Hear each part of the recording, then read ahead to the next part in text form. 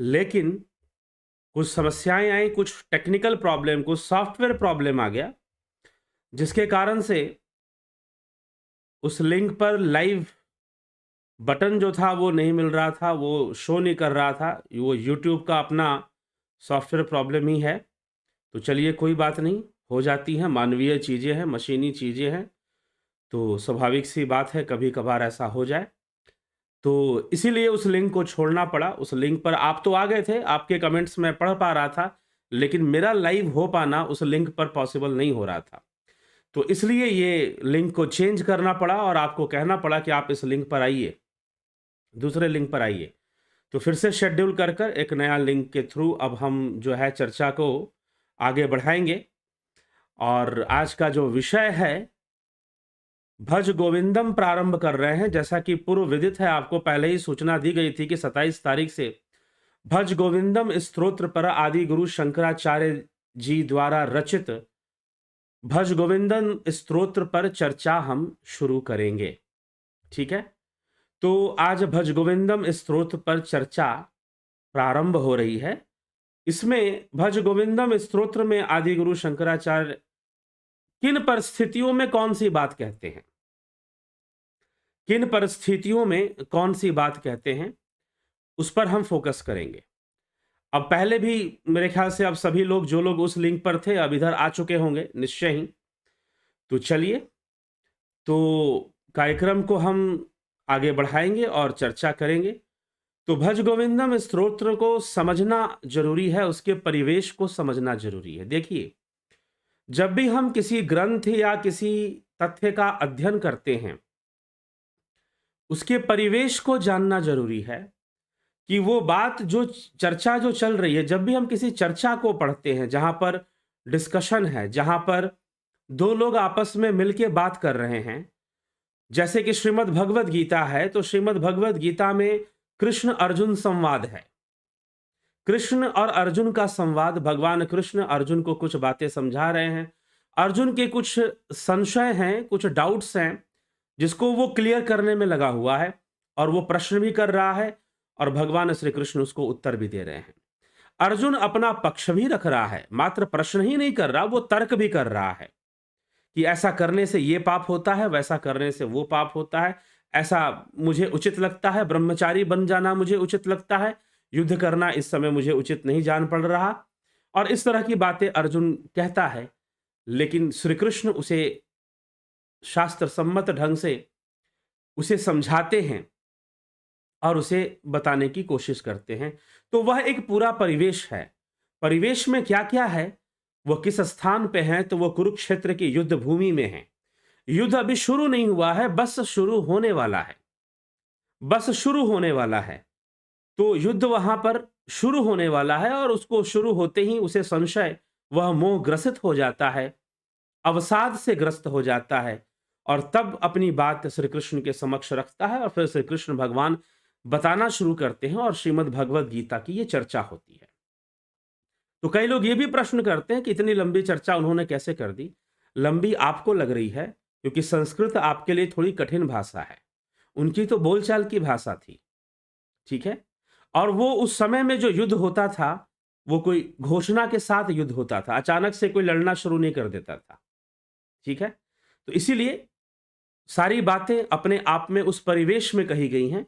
एक युद्ध का परिवेश है, दो राजपुरुष हैं कृष्ण और अर्जुन जो आपस में चर्चा कर रहे हैं, ठीक है? तो ये सारे परिवेश को समझेंगे हम, तो शायद हम ज्यादा सटीक अर्थ समझ पाएंगे श्रीमद् भगवद गीता का।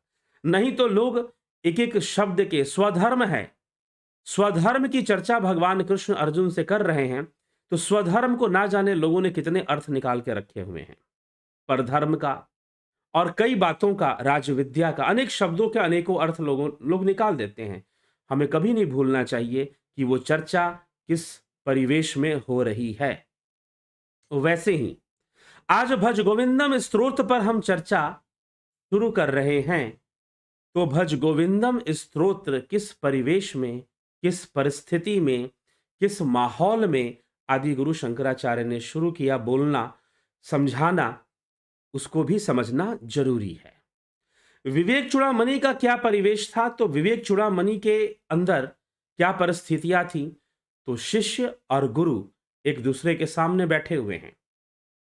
गुरु कुछ बातें समझा रहे हैं और फिर शिष्य प्रश्न करते हैं कि हमारी मुक्ति कैसे होगी और हम कैसे अपने आत्म साक्षात्कार को कर पाएंगे और इस संसार बंधन से हम कैसे मुक्त हो पाएंगे। हे गुरुदेव, आप हमें वो मार्ग बताइए।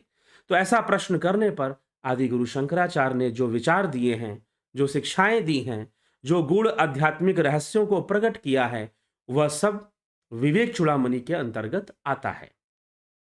तो वह एक बहुत ही शांत माहौल है, एक बहुत ही शांत परिवेश है, जहां पर शिष्य भी स्थिरता से बैठा हुआ है, गुरु भी स्थिरता से बैठा हुआ है। और शिष्य इस उद्देश्य से गुरु के पास गया है कि मेरे संशयों को दूर करें, मेरे संशय खत्म करें और मुझे आत्म साक्षात्कार करवाएं, मुझे ब्रह्म ज्ञान का मार्ग दिखाएं। शिष्य ये मांग कर रहा है। बहुत सारी बातें शिष्य पहले ही समझ चुका है, बहुत सारी बातें शिष्य पहले ही जान चुका है। इसीलिए आदि गुरु शंकराचार्य शिष्य को कहते हैं कि धन्य अस्तु, कि तुम धन्य हो, तुम्हारे मन में ब्रह्म जिज्ञासा प्रकट हुई है, तुम्हारे मन में ब्रह्म जिज्ञासा प्रकट हुई है, तुम ब्रह्म की ओर आगे बढ़ना चाहते हो, तुम धन्य हो। और अपने शिष्य को वो धन्य कहते हैं, अपने शिष्य को कल्याणकारी कहते हैं कि तेरा प्रश्न बड़ा कल्याणकारी है और तू धन्य है कि तूने ऐसा प्रश्न किया है। ठीक, तो इस प्रकार से शिष्य की प्रशंसा करते हैं आदि गुरु शंकराचार्य। विवेक चूड़ामणि जिन लोगों ने पूरी सुनी है, उसमें ये सब बातें आ चुकी हैं, इन सब बातों पे चर्चा हो चुकी है। तो आदि गुरु शंकराचार्य शिष्य की प्रशंसा करते हुए जो है ये चर्चा वो करते हैं, ये बातें वो शिष्य को बताते हैं। और विवेक चूड़ामणि में स्थिरता से एक एक बात को रखा गया है, जल्दबाजी में नहीं रखा गया है, स्थिरता से रखा गया है। तो वो एक परिवेश है कि शिष्य ब्रह्म जिज्ञासा लेकर गुरु के पास गया है और गुरुदेव उसे एक एक सूक्ष्म विषय को बता रहे हैं और शुरुआत में भी कह देते हैं कि तुम्हारा आत्म प्रयत्न सबसे महत्वपूर्ण है, कि तुम इसलिए विवेक चूड़ामणि में आत्म प्रयत्न के ऊपर भी एक व्याख्यान था। तो आत्म प्रयत्न तुम्हारा सबसे महत्वपूर्ण है, तुम्हें अपना प्रयास करना ही पड़ेगा। ठीक है, तब बाकी चीजें बताने का लाभ है। शिष्य कहते हैं कि हम प्रयास करेंगे, हम निधिध्यासन आदि ध्यान योग आदि क्रियाएं करेंगे, हम आगे बढ़ेंगे। तब जाकर आदि गुरु शंकराचार्य सारे रहस्य जीव के, आत्मा के खोलने शुरू कर देते हैं। स्थूल शरीर के बारे में बताते हैं, सूक्ष्म शरीर के बारे में बताते हैं, कारण शरीर के बारे में बताते हैं, जीव के बारे में बताते हैं, माया के बारे में बताते हैं, मन के बारे में बताते हैं। तो इस तरह से ब्रह्म के बारे में बताते हैं, आत्मा के बारे में बताते हैं, अहम ब्रह्मास्मि का अर्थ समझाते हैं। तो इस तरह से आदि गुरु शंकराचार्य इस प्रकार का की प्रस्तुति वहां पर कर रहे थे। लेकिन भज गोविंदम स्तोत्र का जो परिवेश है वो अलग है। भज गोविंदम स्तोत्र की जो परिस्थितियां हैं वो अलग हैं, वो वैसी नहीं है। तो ये कैसी हैं?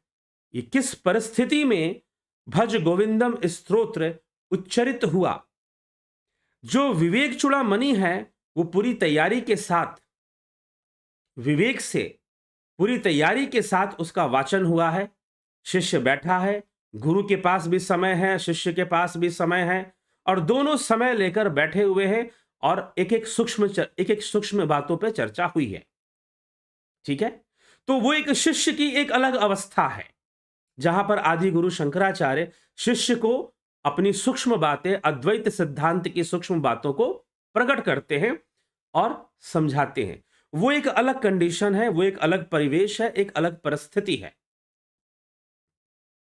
ठीक, लेकिन भज गोविंदम स्तोत्र जिस माहौल में और जिस परिस्थिति में आदि गुरु शंकराचार्य के मुखारबिंद उच्चरित हुआ, ये उच्चरित हुआ, वहां पर पूरी तरह से जो समझने के लिए तैयार है उसको समझाया गया है विवेक चूड़ामणि में। लेकिन यहां पर एक साधारण मनुष्य को, जिसके अंदर अभी आध्यात्मिक जिज्ञासा प्रकट नहीं हुई है, एक साधारण मनुष्य को जिसके अंदर आध्यात्मिक जिज्ञासा अभी प्रकट नहीं हुई है, उसको समझाने की कोशिश की जा रही है। और कोई तैयारी नहीं है, कोई प्रिपरेशन नहीं है, कोई माहौल भी नहीं है, बस काशी के गलियों से, वाराणसी की गलियों से, काशी की गलियों से आदि गुरु शंकराचार्य गुजर रहे थे। काशी की गलियों से आदि गुरु शंकराचार्य गुजर रहे थे और गलियों से गुजरते हुए अचानक उन्हें एक वृद्ध ब्राह्मण दिखाई दिया। एक वृद्ध वैष्णव ब्राह्मण, एक वैष्णव ब्राह्मण, वृद्ध ब्राह्मण दिखाई दिया। वो ब्राह्मण दिखाई दिया, वो ब्राह्मण बहुत वृद्धावस्था को प्राप्त हो चुका, लगभग उसकी उम्र 90-97, कमर उसकी झुक चुकी है। कमर उसकी झुक चुकी है, कमर जो है उसकी झुक चुकी है। जो चमड़ी है वो हड्डियों में चिपक रही है, काफी दुबला पतला भी हो गया है और झुके हुए कमर वाले हैं, गाल उसके चिपक चुके हैं। वैष्णव टीका माथे पे लगाए हुए वह वैष्णव ब्राह्मण एक स्थान पर बैठकर कुछ पढ़ रहा है, कुछ अध्ययन कर रहा है। तो आदि गुरु शंकराचार्य वृद्धावस्था में इतनी जिज्ञासा के साथ कुछ पढ़ते हुए, अध्ययन करते हुए देखकर उस वृद्ध ब्राह्मण से आदि गुरु शंकराचार्य ने पूछ लिया कि हे ब्राह्मण देव, आप क्या अध्ययन कर रहे हैं? आदि गुरु शंकराचार्य ने उस वृद्ध ब्राह्मण से प्रश्न किया कि हे ब्राह्मण देव, आप क्या अध्ययन कर रहे हैं इस उम्र में, जब आपका एक पैर तो शमशान में है?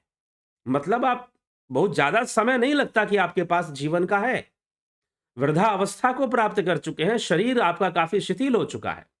तो इस अवस्था में आप क्या पढ़ रहे हैं, यह प्रश्न कर देते हैं।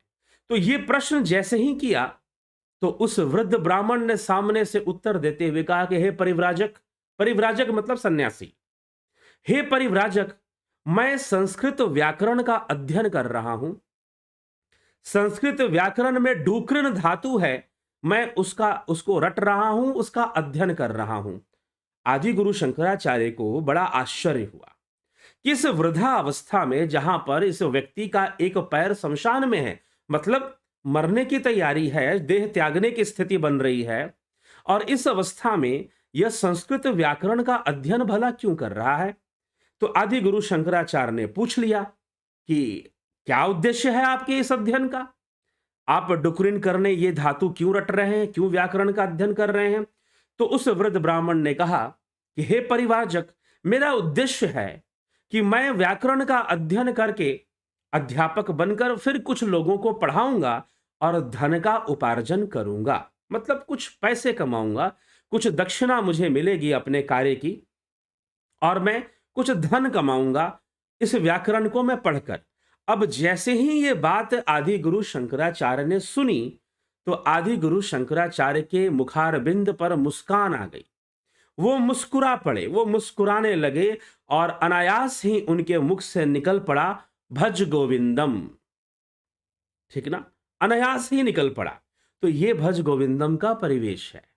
ऐसे भज गोविंदम सामने आया, अनायास ही उस वृद्ध ब्राह्मण को समझाने के लिए वो बोल पड़े, भज गोविंदम गोविंदम भज मूढ़मते। हे मूढ़मती, तू क्या कर रहा है? तू गोविंद का भजन कर, तू गोविंद का भजन कर। इस समय जब तेरे एक पैर जो है शमशान में है, एक पैर तेरे शमशान में है, यह जीवन तो स्वयं ही काल देवता का तांडव नृत्य है। दिनमपि रजनी सायं प्रातः शिशिर वसंतौ पुनरायात, काल कृति गच्छति आयु तदपि न मुंचति आशा वायु। कि दिनमपि सुबह होती है, शाम होती है, जिंदगी यूं ही तमाम होती है। तो आदि गुरु शंकराचार्य इस परिवेश में, इस माहौल को समझिए, इस सीन को समझिए कि वो काशी की गलियों से गुजर रहे थे। एक वृद्ध ब्राह्मण बैठा हुआ संस्कृत व्याकरण का, एक वैष्णव वृद्ध ब्राह्मण बैठा हुआ संस्कृत व्याकरण का अध्ययन कर रहा था। उसे देखकर आदि गुरु शंकराचार्य को जिज्ञासा हुई कि इस वृद्ध व्यक्ति का एक पैर तो शमशान में है और इस समय यह व्याकरण का अध्ययन क्यों कर रहा है? उसने बोला कि मैं अध्यापन करूंगा और धन का उपार्जन करूंगा। ऐसी अवस्था में जब तुम्हारा एक पैर शमशान में है, तुम धन उपार्जन की बात सोचते हो? लेकिन एक प्रश्न उठता है, क्या भज गोविंदम स्तोत्र में धन उपार्जन के लिए आदि गुरु शंकराचार्य मना कर रहे हैं? जी नहीं, मना भी नहीं कर रहे उसको। ये अभी हम श्लोकों पर आएंगे तो स्पष्ट हो जाएगा। तो उसे समझा रहे हैं कि गोविंद का भजन कर। अब यहां गोविंद का भजन करने का तात्पर्य, उसे क्यों कह रहे हैं गोविंद का भजन कर? इसके पीछे कुछ कारण है। कारण है कि एक तो वो वैष्णव ब्राह्मण है, वो वैष्णव ब्राह्मण है, वो अपना इष्ट भगवान विष्णु को ही मानता है, ये आदि गुरु को पता है। अब विवेक चूड़ामणि जैसी गूढ़ रहस्यमयी चर्चा करने का तो वो समय नहीं था। वो तो बस चल रहे थे, गलियों से गुजर रहे थे, अचानक से एक वृद्ध ब्राह्मण दिख गया जो कि अध्ययन करने में लगा हुआ, तो उससे जिज्ञासा बस पूछ लिया। और जब पूछ लिया, उनके मुखारबिंद पे मुस्कान आ गया, और जब मुस्कान आई, हंसने लगे, एक व्यंग्यात्मक हंसी आई आदि गुरु शंकराचार्य के चेहरे पर, और उनके मुख से अनायास ही फूट पड़ा भज गोविंदम, अनायास ही फूट पड़ा। तो उस परिस्थिति में वो ये बात कहना शुरू कर देते हैं। तो अब क्या क्या कहते हैं? भज गोविंदम गोविंदम भज मूढ़मते, संप्राप्ते सन्निहित काले, नहीं नहीं रक्षति डोकृण करणे। कि भज गोविंदम, कि हे प्राणी, हे वैष्णव ब्राह्मण, तू इस समय धन उपार्जन की सोच रहा है, तू गोविंद का भजन कर। अब भजन का रहस्य, आज का हमारा टॉपिक क्या है कि मूर्ख कौन है, भजन का रहस्य, और धन कमाओ लेकिन भजन करो। कैसे? इस श्लोकों में हम देखेंगे। भज गोविंदम स्तोत्र के जो मंत्र हैं, श्लोक है वो, तो श्लोक में पद हैं, वो गायकी होती है, इसका गायन होता है। तो वो क्या कहते हैं? तो आदि गुरु शंकराचार्य यही कहते हैं कि भज गोविंदम गोविंदम भज मूढ़मते। तो भजन अर्थात तू गोविंद के साथ, अपने इष्ट के साथ तू एकाकार कर। ये समय तेरा धन उपार्जन का नहीं है, ये धन कमाने का तेरा समय नहीं है। वैसे ऐसा बात भी नहीं है कि वो धन कमाने से मना कर रहे हैं, आगे श्लोक में स्पष्ट हो जाएगा। तो वो कह रहे हैं कि तू गोविंद का भजन कर, हे मूढ़मती, हे मूर्ख प्राणी, तू गोविंद का भजन कर। अब यहां पर एक और शब्द आता है कि भाई मूर्ख कह दिया, मूर्ख कह दिया, तो मूर्ख कौन है? अब यह प्रश्न भी बनता है, क्या उस वैष्णव ब्राह्मण को जो वृद्धावस्था में अपनी वृद्धावस्था की सीमा को छू चुका है, जो वृद्धावस्था भी समझो उसके खत्म होने पर है, एक पैर तो उसके शमशान में है, ऐसी अवस्था में जो धन उपार्जन की बातें कर रहा है, और दूसरी बात कि चलो ठीक है, धन कमाओ, पैसा कमाओ, लेकिन तुम्हें मनुष्य जीवन मिला है, तो मनुष्य जीवन जिस लक्ष्य के लिए मिला है, तुम स्वयं को जान लो, तुम आत्मज्ञान को प्राप्त करो, तुम अपने इष्ट से, तुम्हारे इष्ट गोविंद हैं, तुम वैष्णव ब्राह्मण हो तो तुम्हारे इष्ट गोविंद हैं, तो तुम उनसे एकाकार करो। भजन शब्द का अर्थ है एक होना, भजन का विलोम हो जाएगा विभाजन, मतलब डिवाइड होना, पार्ट पार्ट हो जाना, खंड खंड हो जाना, अलग अलग हो जाना। तो भजन का अर्थ है एक होना, जुड़ना, योग का अर्थ है एक होना। तो भज गोविंदम, तू गोविंद के साथ अपना एकाकार कर ले। इससे पहले कि ये मनुष्य जीवन छूट जाए, इससे पहले कि ये मनुष्य शरीर छूट जाए, तू अपने गोविंद के साथ, अपने इष्ट के साथ तू एकाकार कर ले। और तू इस समय में क्यों इस तरह की बातें करता है कि तू धन का उपार्जन करेगा?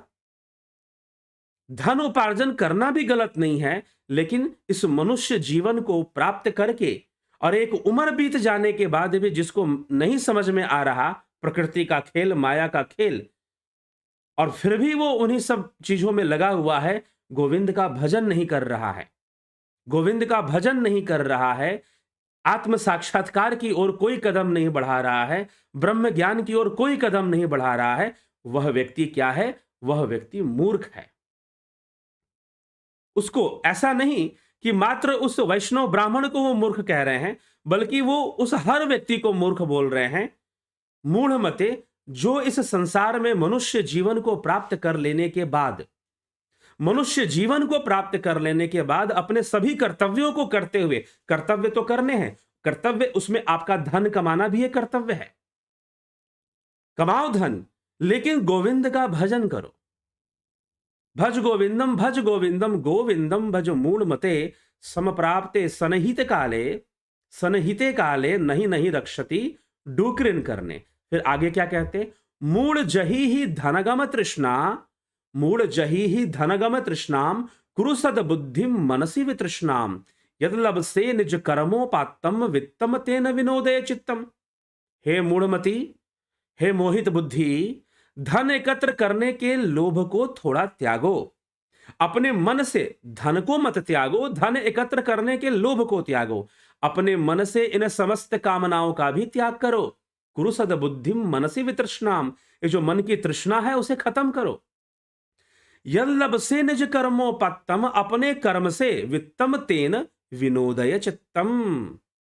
बहुत सुंदर लाइन है ये, बहुत सुंदर लाइन है। वित्तम यत्लब से निज कर्मोपात्तम वित्तम तेन विनोदय चित्तम, कि अपने कर्म से, अपने परिश्रम से जो भी धन तुमको प्राप्त है उसमें संतोष रखो और आनंदित हो जाओ। विनोदय चित्तम मतलब विनोद भी करो, तुम आनंद करो। तो इस श्लोक से, दूसरे ही श्लोक में आदि गुरु शंकराचार्य स्पष्ट कर देते हैं कि तुम्हारे पास धन नहीं होना चाहिए, वो ऐसी कोई बात नहीं कर रहे हैं। इसलिए मैं बहुत बारीकी से थोड़ा सा इसके शब्दार्थ पर चिंतन करते हुए आपके सामने यह अर्थ प्रस्तुत कर रहा हूं, क्योंकि बहुत वर्षों पहले, बहुत मतलब लगभग 7-8 वर्ष पहले मैंने किसी महात्मा जी के मुखारबिंद भज गोविंदम की व्याख्या सुनी थी। तो थोड़ी सी मुझे उसमें, मैंने उनसे प्रश्न भी किया था कि ये तो अर्थ नहीं निकलता, क्योंकि उन्होंने कुछ ऐसी व्याख्या की थी जिसमें कि सब कुछ छोड़ो और वन में जाओ या फिर परिव्राजक बन के ही पूरी तरह से रहो, कुछ ऐसा उपदेश था। लेकिन यहां श्लोक में ऐसी चर्चा नहीं है। इस श्लोक के अंदर आदि गुरु शंकराचार्य जो कह रहे हैं कि यत लभसे निज कर्मोपात्तम वित्तम तेन विनोदय चित्तम, कि जितना धन तुम्हारे पास है उसमें संतुष्ट रहो। अपने परिश्रम से, अपने कर्म से तुम धन का अर्जन करो और उस धन में संतुष्ट होकर आनंदित हो जाओ, परंतु तुम गोविंद का भजन करो। धन एकत्र करने का लोभ मत रखो। मतलब जैसे फिर से या डिस्कनेक्शन प्रॉब्लम आ गया था जिसके कारण स्ट्रीम डिस्कनेक्ट हो गया था। तो चलिए फिर यह कनेक्ट हो गया है और अच्छे से कनेक्ट हो गया है, तो आगे बढ़ते हैं और चर्चा को आगे बढ़ाते हैं।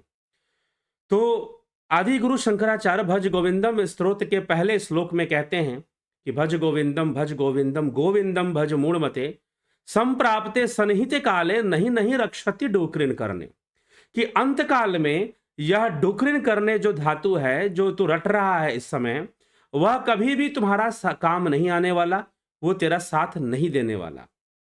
इसीलिए तू गोविंद का भजन कर। हे मूढ़मते, तू हे मोहित व्यक्ति, मूढ़मते कहने का मतलब जो मोहित है, संसार की माया से मोहित है, धन लोभ से मोहित है, हे मूढ़मते तू गोविंद का भजन कर, ऐसा उपदेश वो उस वृद्ध ब्राह्मण को देते हैं। फिर आगे अगले श्लोक में समझाते हुए वो क्या कहते हैं, अगले श्लोक में कहते हैं मूढ़ जही ही धनगम तृष्णा कुरु सदबुद्धिम मनसि वितृष्णाम यतलब से निज कर्मोपातम वित्तम तेन विनोदय चित्तम, कि हे मोहित व्यक्ति, धन एकत्र करने में जो तेरा लोभ है उस लोभ को तू त्याग दे, अपने मन से इन समस्त कामनाओं को भी त्याग दे। कुरु सदबुद्धि मनसि वितृष्णाम, तृष्णाओं से अपने मन को मुक्त कर दे, अपने बुद्धि को सद्बुद्धि बना ले, सत्यता के पथ का अनुसरण कर और अपने परिश्रम से यत लभसे निज कर्मोपातम, अपने कर्म से, अपने परिश्रम से जो तू धन प्राप्त करता है उसमें तू संतोष रख और उसमें तू प्रसन्न रहना सीख ले। तो ऐसा नहीं कि धन से को, जो आवश्यक धन है उसको कमाने के लिए या उसे अर्जित करने के लिए मना किया जा रहा है, बल्कि यह समझाया जा रहा है, यह समझाने का प्रयास किया जा रहा है कि धन तो कमाओ लेकिन गोविंद का भजन करो। और ये जो तुम्हारी उम्र है इस समय, इस वृद्धावस्था में तुम डोकृन करने धातु रट रहे हो, संस्कृत व्याकरण का अध्ययन इस उद्देश्य से कर रहे हो कि तुम किसी विद्यालय में या तुम अध्यापन का काम करोगे, अध्यापक का काम करोगे, किसी विद्यालय में जाओगे और पढ़ाओगे लिखाओगे और पढ़ा लिखा कर तुम धन कमाओगे। तो तुम ऐसी भावना से, ऐसी सोच से तुम ये कार्य कर रहे हो। इसीलिए कहा कि भज गोविंदम मूढ़मते, मूढ़मते एक शब्द कह के इस प्रकार से कहा। अगले उसमें वो कहते हैं, अगले श्लोक में नारी स्तनभर नाभिदेशम दृष्ट्वा मागा मोहवेशम एतन मांस वसादि विकारम मनसि विचिन्त्य वारम वारम। स्त्री शरीर या स्त्री का पुरुष शरीर के प्रति मोहित होना, मत हो वो। अपने मन में निरंतर स्मरण करो कि ये मांस वसा आदि विकारों से ही ये शरीर बना हुआ है और इसके अतिरिक्त इस शरीर में कुछ भी नहीं है। तो क्योंकि अब ऐसा कहने की आवश्यकता क्यों हुई? क्योंकि जो व्यक्ति धन का उपार्जन करता है वह कहीं ना कहीं विवाह का भी चिंतन कर रहा होता है। तो हो सकता है कि वह वृद्ध ब्राह्मण उस अवस्था में धन कमाकर विवाह भी करना चाहे। यद्यपि उसकी उम्र विवाह की अब नहीं रही, वो अत्यंत वृद्ध हो चुका है, उसका एक पैर तो शमशान में है, ऐसी वृद्धावस्था को वो प्राप्त कर चुका है, लेकिन फिर भी उसके अंदर धन कमाने की जो तीव्र इच्छा है और उस उद्देश्य से इस अवस्था में वह कुछ अध्ययन कर रहा है ताकि पढ़कर दूसरों को पढ़ाकर धन उपार्जन कर लेगा। कुछ इस तरह की स्थिति दिखाई दे रही है। तो आदि गुरु शंकराचार्य कहते हैं कि धन एकत्र करने का मोह खत्म कर दो। जो अपने परिश्रम से तुम्हें धन प्राप्त होता है उसमें संतोष करो और उसमें आनंदित रहो और गोविंद का भजन करो। ये नहीं कह रहे हैं कि भाई हो सकता है उस गरीब ब्राह्मण की कोई मजबूरी हो, उसे धन की आवश्यकता हो। जरूरी नहीं है कि वो माया में ही फंसा हो सकता है उसके पीछे परिवार में कोई कमाने वाला ना हो, कोई कमाने वाला ना हो तो वो बेचारा पढ़ाई कर कर कुछ अध्यापन करेगा, कुछ धन आ जाएगा, परिवार का खर्चा निकलेगा। यह परिस्थिति भी हो सकती है। इसीलिए आदि गुरु शंकराचार्य धन एकत्र करने का लोभ खत्म कर दो, ये बात कहते हैं। इस सेकंड नंबर जो श्लोक है बहुत इंपॉर्टेंट है इसी कारण से। तो आदि गुरु शंकराचार्य ये कहते हैं कि तुम धन एकत्र करने का लोभ खत्म कर दो और अपने मन को शांत करो, तृष्णा से मुक्त रखो और अपने कर्म से, अपने परिश्रम से जो धन तुम्हें मिलता है उसमें संतोष रखो और उसमें आनंदित रहो, आनंद पूर्वक अपना जीवन जियो और गोविंद का भजन करो। भज गोविंदम भज गोविंदम गोविंदम भज मूढ़मते। फिर आदि गुरु शंकराचार्य उसे समझाते हैं कि हो सकता है कि भाई यह व्यक्ति धन अर्जित करेगा फिर कोई नया विवाह कर ले ये बुढ़ापे में, तो वो उसको इस दृष्टिकोण से भी थोड़ा लेते हुए वो समझाते हैं कि तुम नारी देह में आसक्ति मत रखो, नारी देह में कोई आसक्ति मत रखो, या फिर नारी हो तो उसके लिए पुरुष देह में आसक्ति मत रखो। नारी स्तन भर नाभिदेशम दृष्ट्वा मागा मोहवेशम एतन मांस वसादि विकारम मनसि विचंत्य वारम वारम। यह चिंतन करो कि यह जो स्थूल शरीर है, चाहे नर का हो चाहे नारी का हो, यह जो स्थूल शरीर है मांस वसा आदि रक्त मज्जा इन सब चीजों से यह बना हुआ शरीर है। जब भी शरीर को देखो, कितना भी सुंदर स्त्री हो या कितना भी सुंदर पुरुष हो, उसका जो शरीर है वो रक्त मांस मज्जा हड्डियां इन्हीं सब चीजों से तो बना हुआ है और ये दुर्गंध पैदा करने वाली चीजें हैं जिससे कि ये शरीर बना हुआ है। तो ऐसा चिंतन करो और उसे वही समझो, उसके अलावा और कुछ ना समझो। तो इस प्रकार से आदि गुरु शंकराचार्य उस वृद्ध ब्राह्मण को फिर ये बात समझाते हैं। तो ये चर्चा चलती है, ये चर्चा चलती है।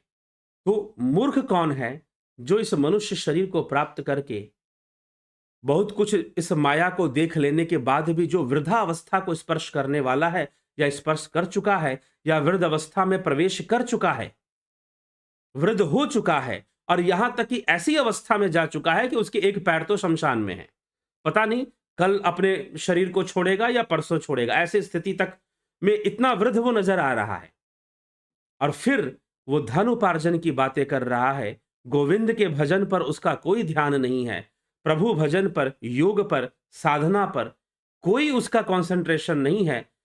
उस वृद्ध वैष्णव ब्राह्मण को आदि गुरु शंकराचार्य कहते हैं भज गोविंदम गोविंदम भज मूढ़मते, कि इस समय तुम गोविंद का भजन करो, यही तुम्हारे लिए उचित है। फिर वो सोचा होगा उन्होंने कि भाई धन की आवश्यकता तो किसी भी कार्य के लिए पड़ती है, तो ठीक है, हो सकता है इसके परिवार में दिक्कत होगा, परिवार में कुछ समस्या होगी, यह भी परिस्थिति हो सकती है। यह भी हो सकता है कि इसको धन एकत्र करने का लोभ हो, जोड़ने का लोभ होता है कुछ लोगों को कि और जोड़ लूं और जोड़ लूं और जोड़ लूं, ठीक है, तो हो सकता है इसको जोड़ने का लोभ हो। तो उन्होंने दूसरे ही श्लोक में यह बात उस वृद्ध ब्राह्मण को समझाते हुए कह दी। क्या कहा? मूढ़ जहि ही धनगम तृष्णा कुरु सद्बुद्धिम मनसि वितृष्णा यत लभसे निज कर्मोपातम वित्तम तेन विनोदय चित्तम, कि तुम धन एकत्र करने की जो लोभ है उसको छोड़ दो, मन की तृष्णाओं को दूर कर दो, और मन की तृष्णाओं को दूर कर दो, और अपने परिश्रम से जो भी धन तुम्हें मिलता है उसमें संतुष्ट रहो, उसमें आनंदित रहो, और गोविंद का भजन करो, गोविंद का भजन करो। तो कहने का तात्पर्य यह है कि जितना तुम्हें धन तुमने कमाया उसमें तुम्हारा गुजारा चल जाता है, तुम अच्छे से जी लेते हो, उसमें आनंदित रहो और अपना गोविंद का भजन करो। इस प्रकार से आदि गुरु शंकराचार्य समझाते हुए अनायास ही उनके मुख से यह संपूर्ण स्तोत्र, जिसमें 33 श्लोक हैं, 33 पद हैं, 33, तो 33 श्लोकों का है, जिसमें कि 3 श्लोकों को आज हमने कर लिया, 3 श्लोक हमने आज कवर कर लिए। तो प्रथम कि अंत समय में ये व्याकरण काम नहीं आएगा, दूसरा धन एकत्र का मोह त्याग दो, और जितना धन कमा लेते हो अपने परिश्रम से उसमें आनंदित रहो, संतुष्ट रहो, और गोविंद का भजन करो। तो इस प्रकार से आदि गुरु शंकराचार्य ने इस विषय पर चर्चा शुरू कर दी।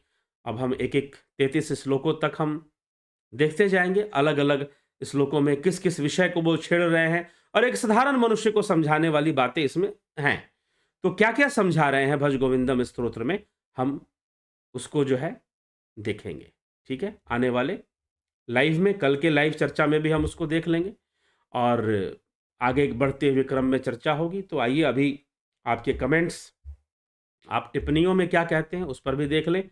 रमेश पेशवानी जी, गोविंद प्रसाद नीमा जी, शंकर प्रसाद जी, कन्हई कुमार जी, उत्पल मन्ना जी, श्वेता कुमारी जी, रतन सिंह जी, कमलेश खैरनर जी, सविता नायक जी, बहुत बहुत अभिनंदन। पिंटू वासवा जी, जयंती भाई दर्जी जी, रूपलाल विश्वकर्मा जी, बलवंत सिंह गोहिल जी, पंकज सोनी, आकाश गुप्ता, अजीत अपराजित, सतीश कुमार, चंदन कुमार साहू, तरुण शाह, विष्णु चंद्र मौर्य, प्रशांत सेठ जी, बहुत अभिनंदन है आप सभी का।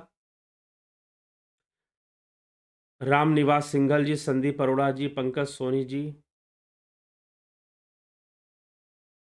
व्हाट्सएप ग्रुप बनाना चाहिए जिसमें कंट्रोल सिर्फ एडमिन के पास हो, जिसमें आज जैसा अगर कोई टेक्निकल प्रॉब्लम आए तो उसमें सॉल्व कर सके। ठीक है, तो टेक्निकल प्रॉब्लम आए उसमें सॉल्व कर सके, वो व्हाट्सएप ग्रुप से कैसे सॉल्व हो जाएगा? ठीक है, वो तो सॉल्व हो गया, लाइव शुरू हो गया। ठीक है, संयुक्ता पटेल जी, सृजन महंता जी, मिस्टर लवलेश जी, ज्ञावली शर्मा जी, सभी का अभिनंदन है। गोपाल दास जी, उज्जवल छेत्री जी, गुरुजी फ्रॉम भूटान से हैं, उज्जवल छेत्री जी, बहुत अभिनंदन है आपका। उषा श्रीवास्तव जी और कल्पना बागड़े जी, बहुत सुंदर विवेचन है, मेरा मन तो कहता है सुनती रहो। ठीक है, अवश्य सुनिए। थोड़ा सा डिस्टर्बेंस हो गया, एक शुरुआत थी आज। एसपी सैनी जी, रवि यादव जी, बहुत बहुत अभिनंदन है। बीच में डिस्कनेक्शन होने के कारण चैट डिस्कनेक्ट हो गया था, इसलिए इसके आगे एसपी सैनी जी के आगे और रवि यादव जी के आगे, रवि यादव जी के आगे के कमेंट्स मैं नहीं पढ़ पाऊंगा कि मुझे प्राप्त नहीं हुए हैं। आपने किए होंगे, आपने किए होंगे, लेकिन मुझे वो कमेंट्स प्राप्त नहीं हुए हैं, तो उनको मैं नहीं पढ़ पाऊंगा क्योंकि बीच में चैट डिस्कनेक्ट हो गया था, इस कारण से, इंटरनेट डिस्कनेक्ट होने के कारण। तो ये चीजें हैं। तो यह विषय है, और जो टेक्निकल प्रॉब्लम है वो तो यहीं से सॉल्व हो सकती है। कोई दूसरा व्यक्ति बाहर से करेगा तो और ज़्यादा समय लगेगा, जो यहाँ से हो पाएगा वो यहीं से जल्दी हो सकता है। तो इसीलिए उसमें कोई व्हाट्सएप ग्रुप बनाने वाली कोई बात नहीं है, और व्हाट्सएप ग्रुप में किसको ऐड करेंगे किसको नहीं, ये कहाँ से निश्चित होगा भाई?